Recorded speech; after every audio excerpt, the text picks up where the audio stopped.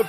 Sit back, relax, and get ready for your weekly dose of MMA coverage.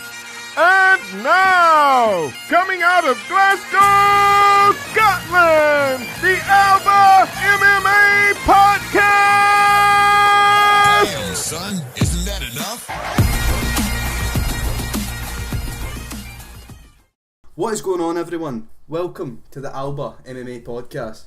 My name is Ryan. My name's Johnny. And we're going to be bringing you everything and anything MMA. This is hopefully going to be a weekly thing we're doing. How long have we been trying to do this for, Johnny? Let's be realistic here.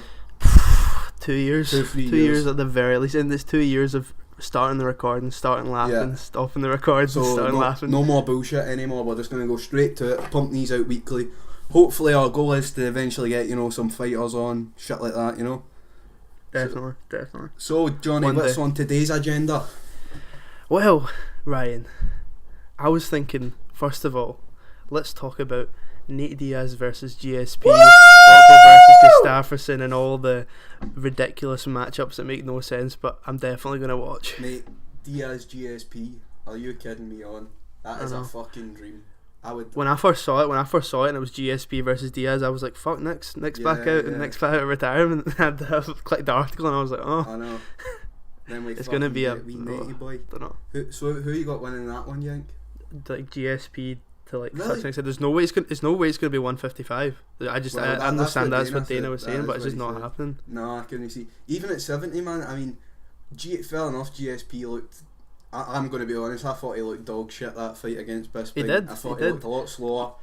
There's Maybe no question at 70 he'll be a bit faster, Mm-hmm. But there's no question that he's slower. There's no question that the injuries have added up, the time off has added up. But even you can see, even though he's lost that explosiveness in that double leg, the timing of it, it's still perfect. And I can 100%. See Nate Diaz doing that big, long, ridiculous 1-2 that goes against like everything you learn in boxing, but he lands it every time as hard as anything. I can see him throwing that, GSP ducking under, double legging him and just destroying him on the ground.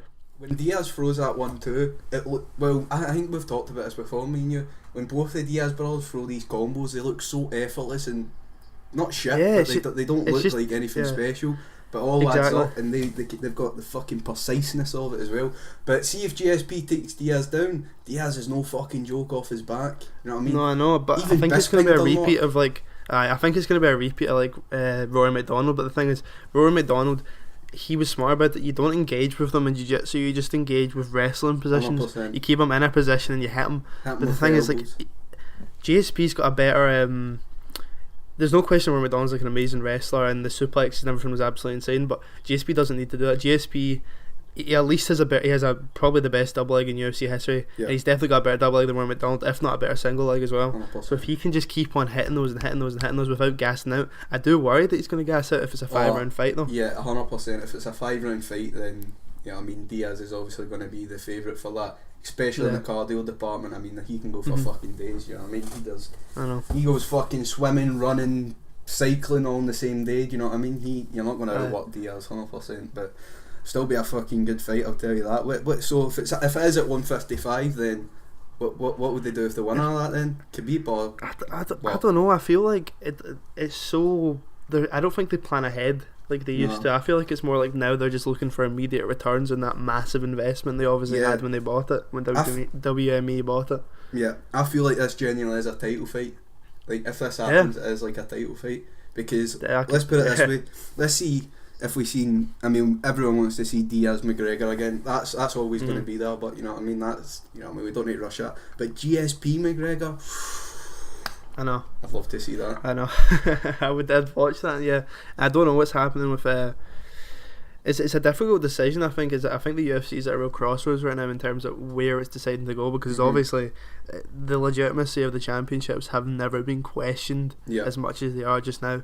The legitimacy of matchups, the way they are doing matchups, it's no longer obviously the best versus the best. There's a lot of money matchups, fan matchups, and I'm fine with that. I'm fine with it as well.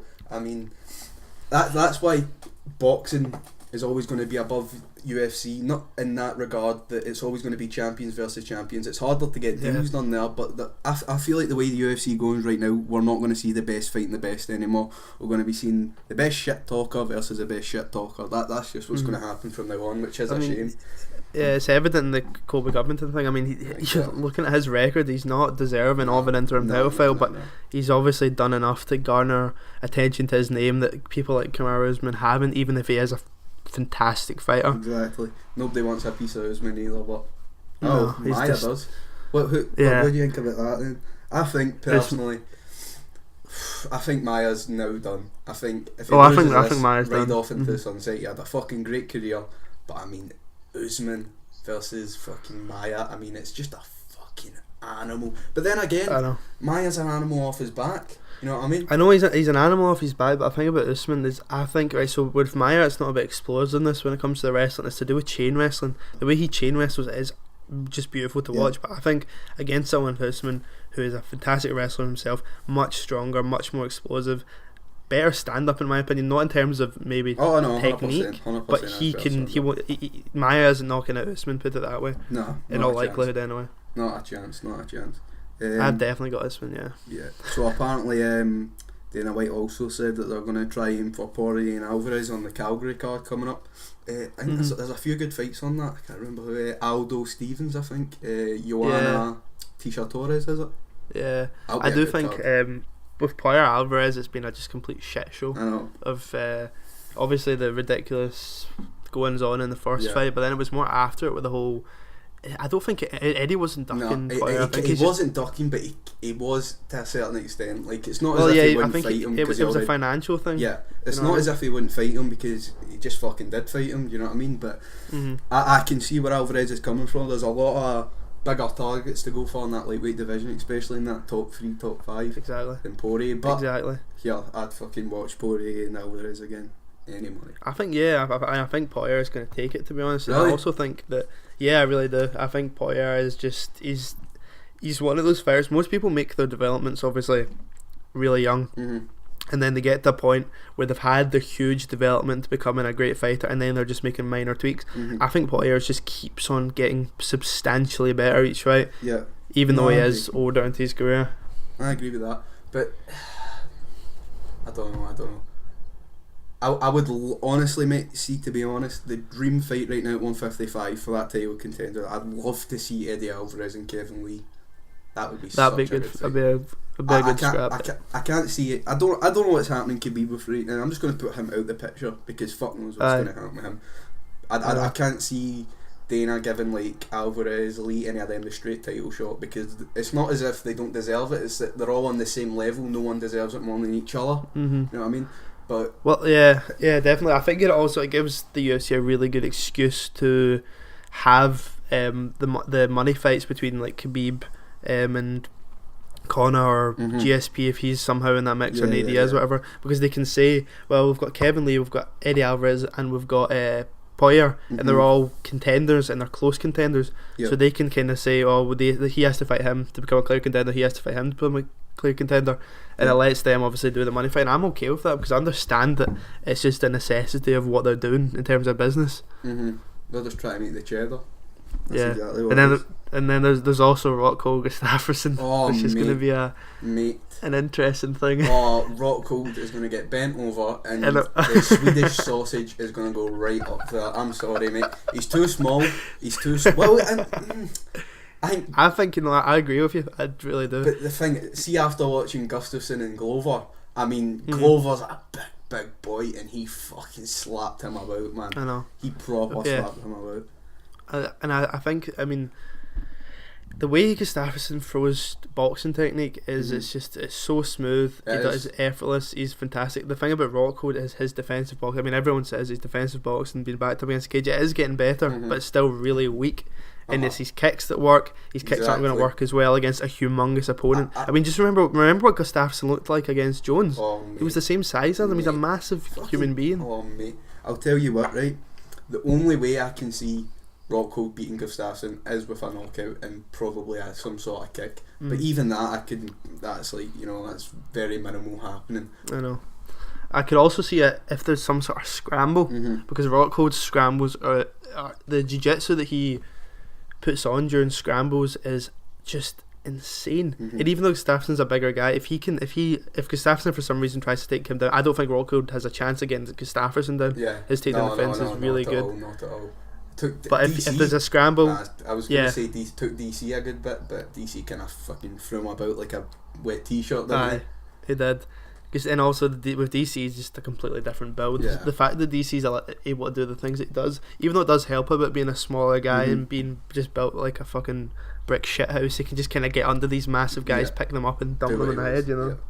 Oh, so on that's Dana White said that was aiming for the LA card. I don't know what card it would be, but also Cody and TJ's the main event. You got on that. Cody and TJ's an interesting one. I'm just going to be fucking straight up. I can't see anyone beating TJ Dillashaw. I think he's the best 135 pounder in the world. I don't know what would happen if he went to flyweight. I really like Mighty Mouse, but even for the past while, I've been saying I think TJ is the best 135 pounder all round.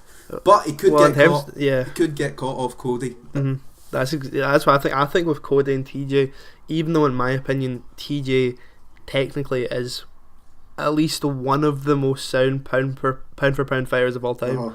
When it comes to Cody, just the physical attributes, the boxing, the speed, I can absolutely see him catching TJ, and I think that's a fight that we're going to see. We're going to see more. I think we're going to see it again after this, because I feel like it could end differently every time depending on what happens. I mean, you saw that when Cody dropped TJ just before the bell rung in his last fight. It could happen at any time, you know. Do you know this is good? This obviously will never happen. But see if we seen Cody Garbrandt. See, let's say they were all happy friends again. Alpha male, Dillashaw, Ludwig. Let's see Dwayne Ludwig, what he could do with Cody Garbrandt. Could you imagine what fighter he could turn him in? I know, mate. I know. I mean, it's all with that sort of natural speed, and don't get me wrong, TJ's a fast guy, but when you saw him spoil Emelianenko, you can see 100%. Like I think Cody genuinely has just world class hand speed. Not just in terms of MMA, but in terms of just general hand speed, he can compete with a lot of boxers. And if he could take that Ludwig technique, add some shifts, add some drop shifts, that sort of technique, even though like using that sort of conventional boxing style has worked for him, it can't hurt to have more tools. And it could really help him. Get a few Ludwig knees in there as well. That's what we want. I can't see it happening. I definitely can't see it happening. Not a chance. We're just it'd be brilliant if it did. Also, what else here? Bisping situation now. So apparently there was a rumour him fighting Diaz. He went on his podcast to say it wasn't true. And that he can't make 185 again. But also a few people have been wanting to fight Bisping, obviously. Matt Hamill. Now if I'm Bisping, I'd take that fight, you know what I mean? Go out on a high. I mean, there's no chance Matt Hamill. I just don't think, I can't see Bisping taking it. I don't think it makes much sense for him. It doesn't. I don't think Hamill, UFC want to give Hamill a contract either. Exactly. I mean, as nice a guy as he is, he's just not UFC calibre anymore. He's not getting that Bisping fight, is he? Maybe we'll get him. I'd love to see Bisping Diaz. I think that'd be a great fight. I don't think it's the sort of fight that we would have rather seen it, a couple of years ago. But I think now it's better than ever. It makes a lot more sense for Nick to go back. Yeah, it gives him an introduction back into the top of the UFC. He's basically doing what GSP, if he does take the fight, he'll be doing what GSP done. I mean, Bisping, I fucking love him. He's a great fighter, but he's, you know what I mean. The thing is with him, everyone else around like his division, top 1, 2, 3, like Rockhold, Romero.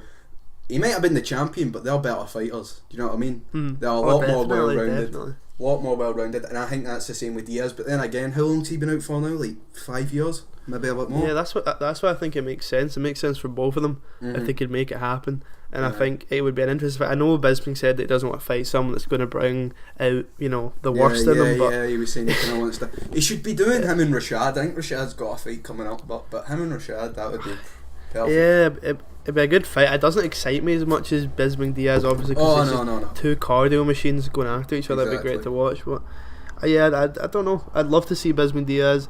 I would have liked to see a Bisping Belfort, even though I understand he didn't want to fight him for that reason that I just said. But it would be really satisfying to see Bisping just wipe the floor with Belfort.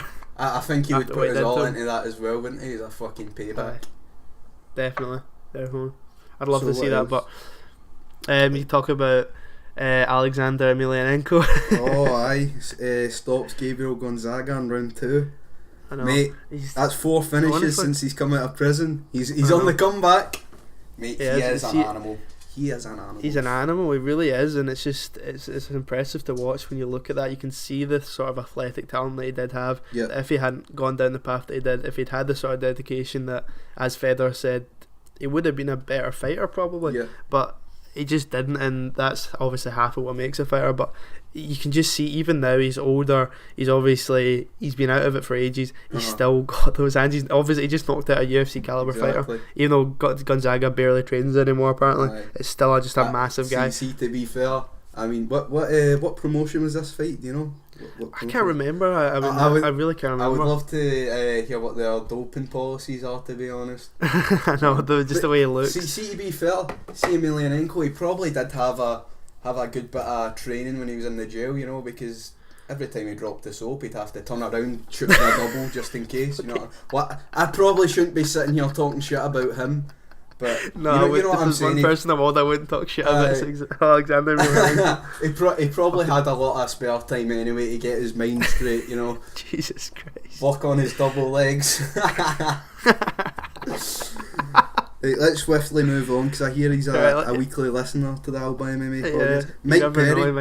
Mike Perry moving to Jackson Wink. I think that's a fantastic move. Fantastic move. I think moving to any sort of professional gym is a good move for him. I would have liked to see him move to Jason Perillo's gym, to be honest with you, because even though I think Jackson's for at least a short period of time is a good move for him, I think it'll open up a variety in his MMA game that he just lacks right now in comparison to his competition. But what Mike Perry has is boxing. Beautiful. If he could go to Jason Perillo and just really just work and involve in that boxing back in MMA that doesn't just involve throwing a big overhand right every 5 minutes. Yeah, seeing that Santiago fight. Seeing that Santiago fight, I swear to God, Perry, he could have easily won that fight. Won that fight. It just I don't know what hopefully this new camp change will be what the problem that's missing with Mike Perry, because I mean, a while ago remember I called out Robbie Lawler or all that shit. We were expecting him to go to the top, but it's just not worked out properly for him. But hopefully Jackson Wink will, you know.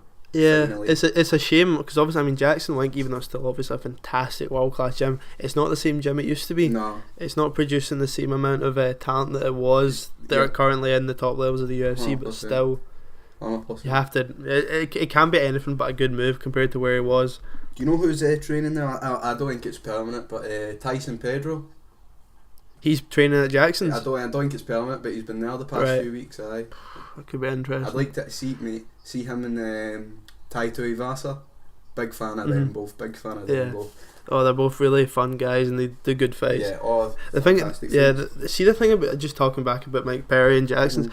The thing, I mean, Jackson's got a reputation for taking sort of aggressive fighters and turning them into kind of docile point fighters. Or at least they used to have that reputation. I think if they can manage to do that to Mike Perry, then that's like a testament to their coaching. Because I can't imagine Mike Perry ever being a point fighter. No. Could you imagine Mike Perry next fight comes out, does a Wonder Boy stance, goes in and out for a jab, left jab, in and out, wins decision. I mean, what are the odds? I know. It's not going to happen. I think that's why I think Jason Perillo is the best sort of coach for him, because I just feel like just if he could refine that box and add a couple of new combinations, add sort of like a flowiness to his punches, even though he's got amazing boxing. Yeah, nice and flowy. It would work though. It really does. It would work. It would. It's a shame. So also UFC, Chad Mendes. Aye, that's what I was just about to say. UFC boys.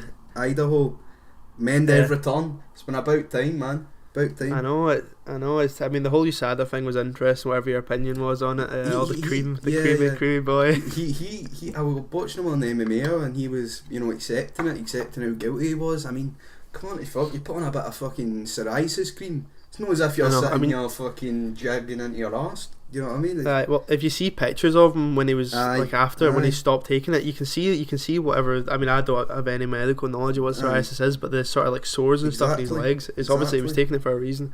But I don't know. Miles Jury's fighting. Yeah, Miles Jury. The thing about Miles Jury is like he's a fantastic fighter. And a couple of years ago, I could have seen him being in the top ranks of 155, but see now it's really disappointing because I feel like for the majority of like the mainstream MMA audience, or at least the semi-mainstream MMA audience, because the mainstream audience don't know who Miles Stewart is. He's his career's been boiled down to basically just getting his arse kicked by a cowboy. Aye.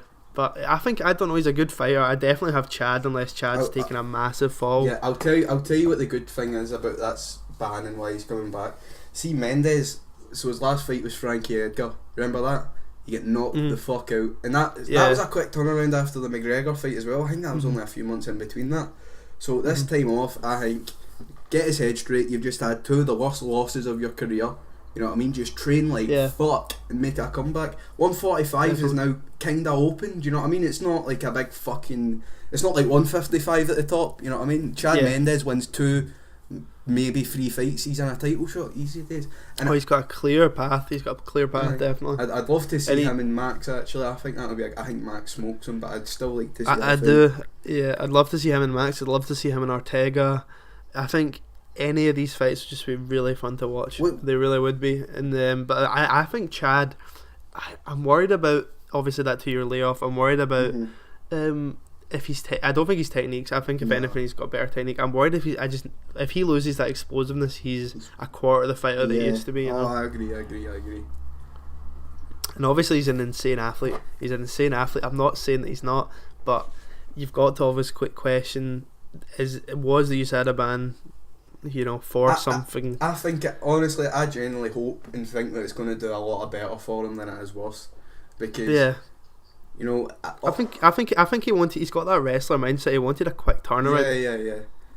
And that left hook from Frankie. I know he must be. I bet he's going to be trying to prove a point here with this jury fight after getting knocked out cold twice. I mean, that's got to burn a fire under you to go out there and perform. But also for that card, the Idaho card, we've got the main event is JDS and Ibanov. I'm sorry, I don't know much about you, but JDS, I mean, it kind of just looks like a sacrificial lamb, doesn't it? Aye, it does. The thing is, JDS, that whole thing again was interesting. The whole USADA thing, he was cleared basically, completely cleared. Yeah, and the thing about JDS is, it's really disappointing to see. Obviously, he was just this terrifying heavyweight. It was on a tear, and he obviously got destroyed in one of the most. Yeah, there's only so much wars like that you can take, man. Wait, just now. I think he's one of the more younger heavyweights. I know he's in his 30s, but I don't think he's late 30s. I don't think he's old. I don't think he's old now. I can't see a comeback, to be honest. I mean, I think just do a few more fights, Brazil. You know what I mean? Your legacy's already set in stone. You know what I mean? You've had some of the best fights in UFC history. Just fucking chill out, man. Avoid a little bit more brain damage. Fucking tell Bigfoot Silva to calm the fuck down and all, man. Doing kickboxing fights in fucking Japan. I know. He needs to go fucking calm down, Johnny. Do you know that? He needs to go fucking teach jiu-jitsu in fucking LA. I feel sorry when I see him, man. He's going to be fucking eating his dinner at a straw for the next few. That's the thing. I don't even know if he's going to get to that stage, because I'm not sure if I read this somewhere. I'm like editorialising it, but I'm sure I read that obviously he's got some form of like gigantism where his body's messed up. I don't know. I don't think he's expected to live to a very old age. So from what I've read, is essentially he's just fighting as much as he can, making as much money as he can for his family, which I can respect. I respect that 100%. I mean, take back what I just said there. Go out there and fucking... No, but you're right though. See if he sort of laid back, spent some time obviously with his family, created as you said, like a jiu-jitsu school and MMA school, something that's going to be like making consistent revenue, because I think that's the only way forward for a lot of UFC fighters. Definitely. They can go for the bonuses and go for a bonus and a card that sets your business up. That's what exactly. That's what everyone does. Our man, Scottish boy Stevie Ray, he's recently opened a gym, Braveheart MMA. You know what I mean? Really? Oh, aye. Whereabouts? I think it's up in Fife. I'm pretty sure up in Fife. Aye, he's doing classes there and all that. He and who else? Someone else was doing it. I can't remember who, but that's the way forward to go in this game. You get your money, you put it into something. You know what I mean? You've got that money forever. Yeah, I mean, MMA fighters, they have a couple of options. You can do it. You can go the podcast route, which I think every single MMA fighter should have a podcast, because it's consistent revenue. Tyson's they can get got sponsors. A podcast now, you know what I mean? Yeah, if he can make money speaking into a microphone with with that voice, I think. Yeah, exactly. No, 100%. Aye. But if they can take the money and do something like with the coffee stuff, Caveman Coffee, if they can work in film, obviously that's only really heavyweights that are getting that work. Yeah, the thing is with the podcast thing, it's keeping yourself productive once you retire fighting. Like, go there one day a week, you have everyone do everything for you, you know, have your co-host edit, everything like that. Go there, make a bit of dough, that's your day over, do you know what I mean? Exactly. And I think it makes more sense to start doing that, start diversifying your sort of your income and your sources of income when you're a young fighter, because I think if you leave it too late and you've become completely reliant mentally, exactly. 100%, you'll blow through when your life's the fight game and you're chucked out of it, it's hard to. Exactly, and the thing is with the fight game as well, you don't know when you're getting chucked out. It could be next fight, it could be one after, you could have a 10-year reign. You just don't fucking know. That is why you always need to be safe with your money. I know we're sitting here talking as if we're two fucking billionaires, right? But it's just common fucking sense, people. It is, and it's hard to talk from from someone else's. I mean, I can't talk about these people's positions. I don't know what it's like, even though you can want to do that someday. But until you're actually in that position to be able to say, because I can't imagine what that feeling is to be in the UFC and to be making good income. Because I think a lot of people don't think it's going to happen to them. Do you know what I mean? I think, and I think, it's important to have that mentality that I'm going to win every fight I'm in. I'm going to become the best in the world. Because if you don't, you're a step closer to giving up. But I still think it makes sense to diversify how you're getting money. Also, especially in a game like this. Especially in a game like this, correct. But see, trainer fees as well. They are a bastard, man. Oh yeah. Every fight, you know what I mean? And it's taxes as well. I mean, you get this chunk of money, and then it just keeps getting like quartered and goes away. Then you're left with like 1/4 of it. Do you know what I mean? It just. I know. That's why you need to be putting this into more shit. You know what I mean? Building yourself up. Exactly. Also, before we wrap shit up, we need to talk about our boy Robert the Hammer Whiteford fighting Kane Musa. I'm sorry if I butchered that. At ACB Nottingham. ACB. Robert, man, I love Whiteford as well. Honestly, I really do. I know. I'd love to see him back in the UFC. I really would. I would as well. I hope it's not too late for him. I know he's getting on in age. I think he's 33, but his last fight against who is it? Namfam choked him out and went.